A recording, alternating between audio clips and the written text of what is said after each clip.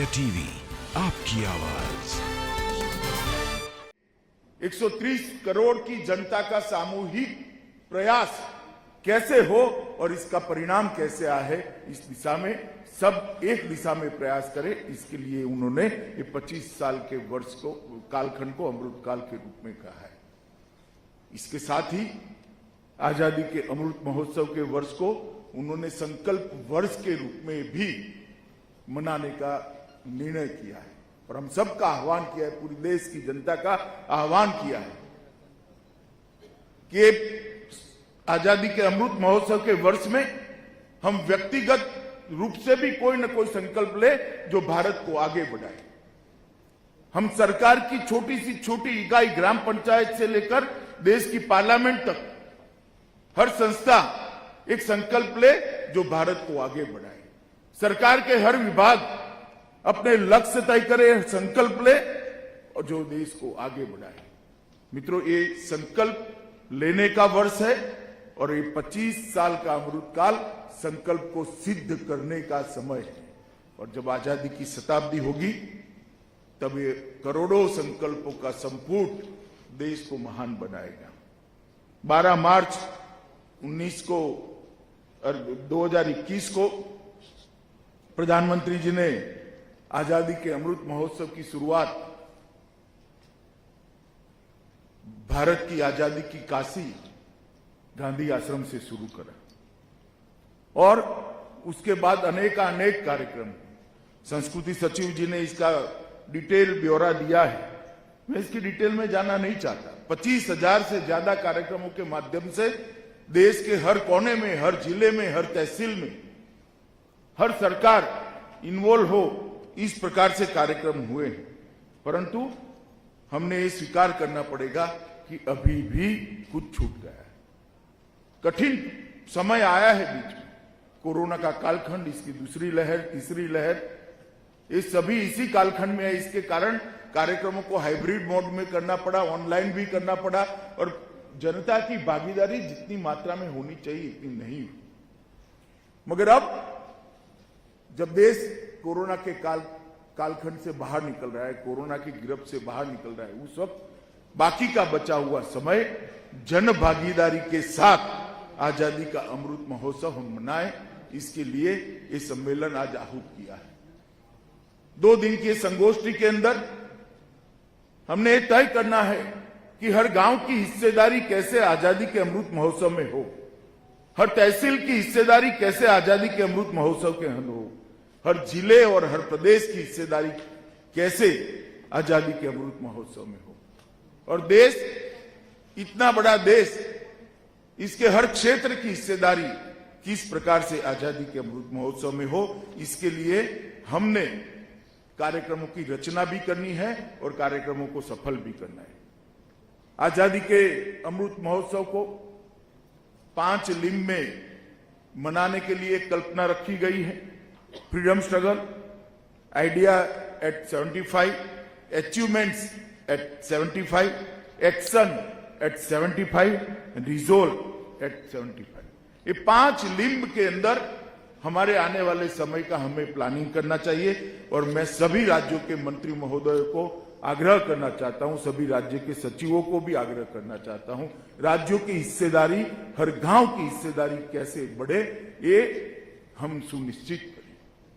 क्योंकि इसमें जितने लोग और विशेषकर युवा सम्मिलित हो गए, वो शताब्दी के वर्ष में आज देश को विश्व के सर्वोच्च स्थान पर बिठाने के लिए उनकी ऊर्जा ही काम आएगी। जितने लोग सम्मिलित होंगे वो अपने आप संकल्प की सिद्धि की 25 साल की यात्रा के सहयात्री बन जाएंगे और देश को अचीवमेंट की ओर ले जाएंगे। हमें मालूम नहीं है, जैसे किशन भाई ने कहा, 25 साल के बाद देश का प्रधानमंत्री कौन होगा, किस पार्टी की सरकार होगी, जिसकी भी होगी, मगर देश तो होगा। देश आगे बढ़ना चाहिए। इस बड़ी कल्पना के साथ देश के प्रधानमंत्री जी ने इस संकल्प यात्रा का विचार किया है और मैं मानता हूं कि संकल्प यात्रा को हम सब ने इरिस्पेक्टिव ऑफ पार्टी पॉलिटिक्स सफल बनाना चाहिए। मित्रों, आजादी का इतना बड़ा संघर्ष, अनेक विध प्रकारों से संघर्ष, कहीं सशस्त्र संग्राम हुए, कहीं गांधी जी के नेतृत्व में असहयोग का आंदोलन हुआ, हिंसक आंदोलन हुआ। कई लोगों ने साहित्य के माध्यम से आजादी की लड़ाई लड़ी, कई लोगों ने अनेक प्रकार से असहयोग करते हुए आजादी की लड़ाई लड़ी, कई लोगों ने अंग्रेजी शिक्षा का बहिष्कार करते हुए आजादी की लड़ाई, अनेक विविध तरीकों से अंग्रेजों के खिलाफ आजादी की लड़ाई लड़ी गई।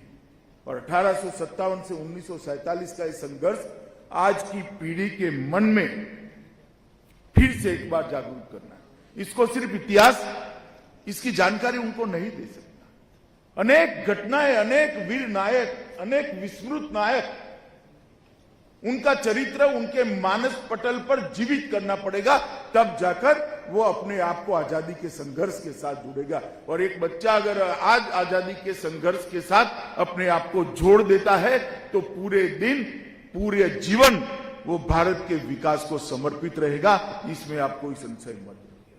भारत की नई पीढ़ी को, हमारी आने वाली पीढ़ी को आजादी के साथ, देश के साथ जोड़ने का ये स्वर्णिम अवसर है। इसलिए एक नई पीढ़ी के मन में देशभक्ति का जज्बा जगाना और वो जज्बे के आधार पर पूरा जीवन देश के लिए काम करता रहे, इस प्रकार की एक नई पीढ़ी का सर्जन करना, इसका एक बहुत बड़ा मौका है। इसीलिए व्यापक जन भागीदारी के साथ आजादी का अमृत महोत्सव मनाया जाए, इसका आग्रह देश के प्रधानमंत्री जी ने हम सबके सामने रखा है। राष्ट्रगान का कार्यक्रम हो, रंगोली बनाने का कार्यक्रम हो, स्वतंत्रता संग्राम के विस्मृत वीरों पर शोध और संकलन का कार्यक्रम हो, मेरा गांव मेरी धरोहर वो कार्यक्रम हो।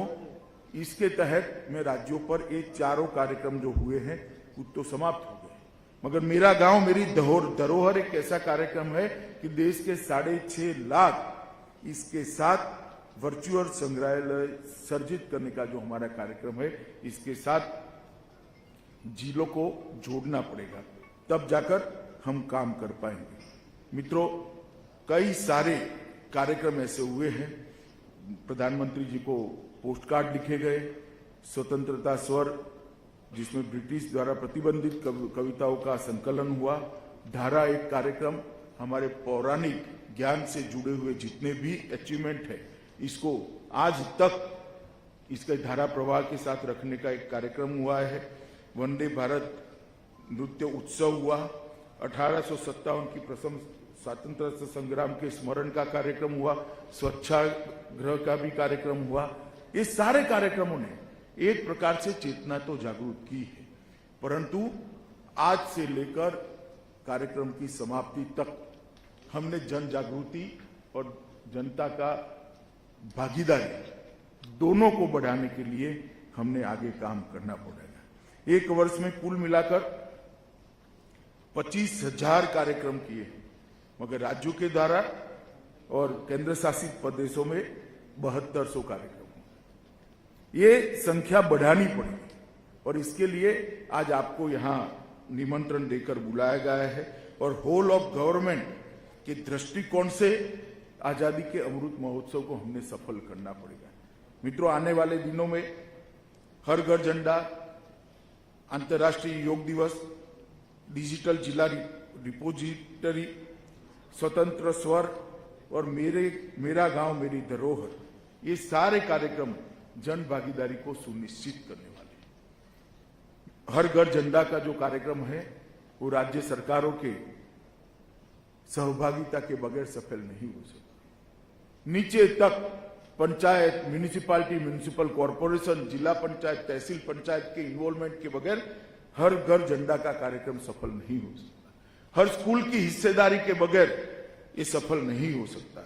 हमने इसको आगे बढ़ाना पड़ेगा और मैं आप सबसे अनुरोध करता हूं कि हर घर झंडा, अंतर्राष्ट्रीय योग दिन, डिजिटल जिला रिपोजिटरी, स्वतंत्र स्वर और मेरा गांव मेरी धरोहर, ये सभी कार्यक्रमों की जानकारी लेकर अपने अपने राज्य में वो सफल हो, इसके लिए हम आगे बढ़े।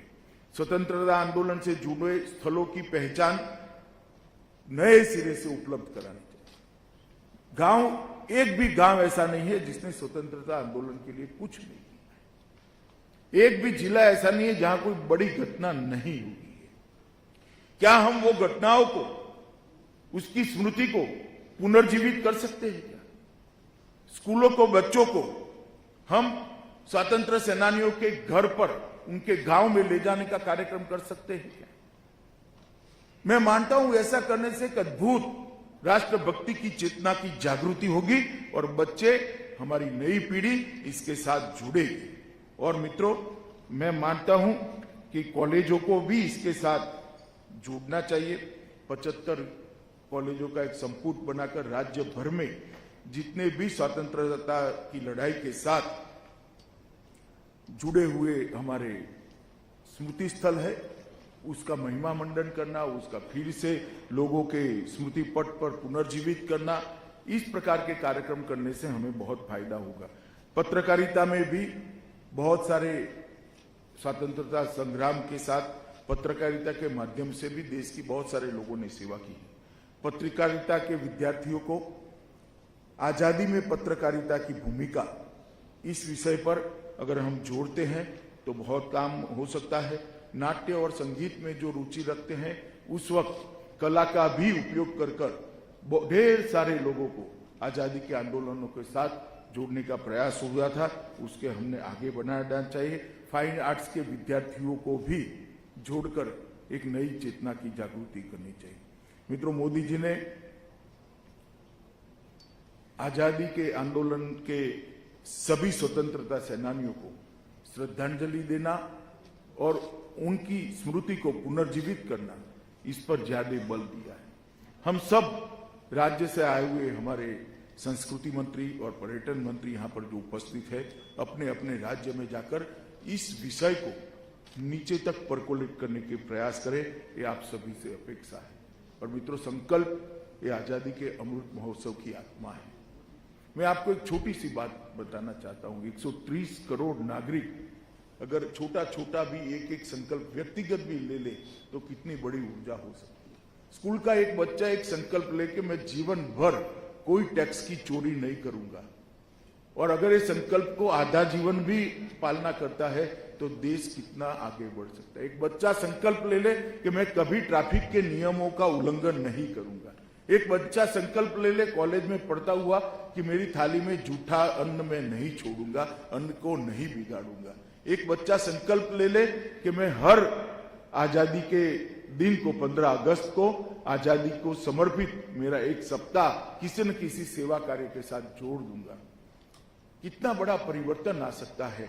और मित्रों, अगर हर नागरिक, देश का 130 करोड़ नागरिक एक व्यक्तिगत संकल्प छोटा छोटा भी ले ले, जो अपने लिए न हो, कोई दूसरे के लिए हो, कोई गांव के दलित के लिए हो, कोई गांव के गरीब के लिए हो, कोई गांव के अनपढ़ के लिए हो, अगर ये संकल्प कोई ले लेता है तो 130 करोड़ संकल्प का ये संपुट देश को महान बनाने के लिए बहुत बड़ा काम कर सकता है। देखने में चीज बहुत छोटी है, मगर 130 करोड़ लोग अगर इसको करते हैं तो इसकी ताकत भी बहुत बड़ी है। और मैं मानता हूं कि आजादी के अमृत महोत्सव, अमृत काल और शताब्दी तक का समय भारत को महान बनाने का समय है, भारत को दुनिया में सर्वोच्च स्थान पर बिठाने का समय है और भारत को विश्व गुरु बनाने का समय है। मोदी जी ने हम सबसे यही अपेक्षा रखी है। मित्रों, मेरा आप सभी से निवेदन है कि 2 दिन की संगोष्ठी के अंदर हम हमारे राज्य के अंदर कुछ स्थान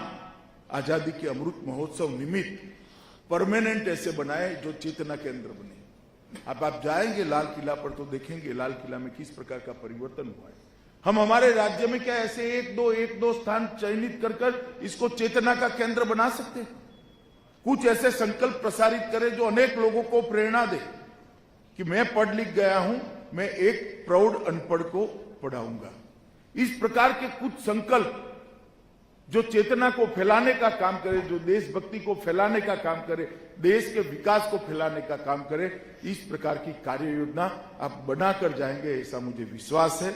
आज भारत सरकार के निमंत्रण पर आप सभी लोग यहाँ आए हैं।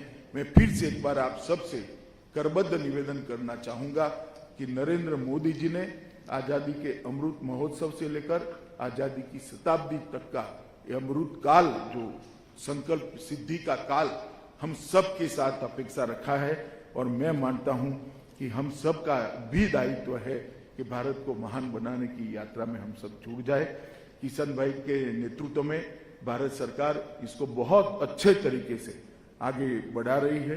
एक कोरोना का समय आ गया था, अब ईश्वर कृपा से और भारत सरकार के प्रयास से, राज्य सरकारों के प्रयास से कोरोना के बाहर हम निकले हैं।